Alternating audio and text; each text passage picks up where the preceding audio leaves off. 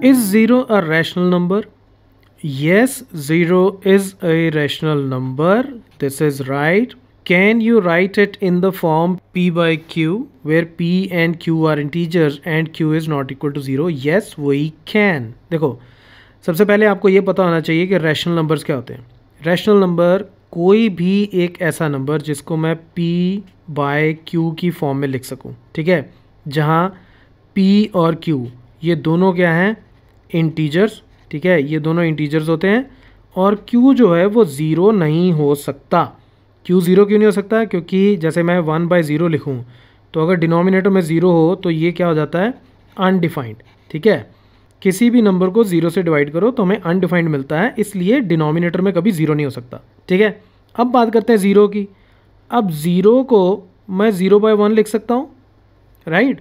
अब ज़ीरो क्या है, ये है इंटीजर, ठीक है, और 1 क्या है, ये भी इंटीजर, राइट.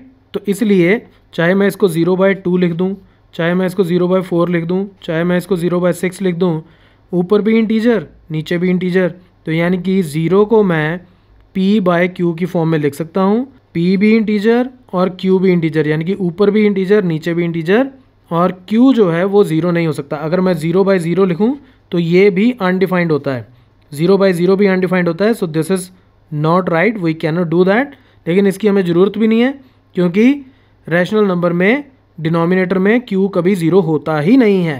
तो इसलिए ज़ीरो को मैं 0/1 लिखूँ, 0/2 लिखूँ, 0/4 लिखूँ, 0/6 लिखूँ, that's okay. This means zero is a rational number.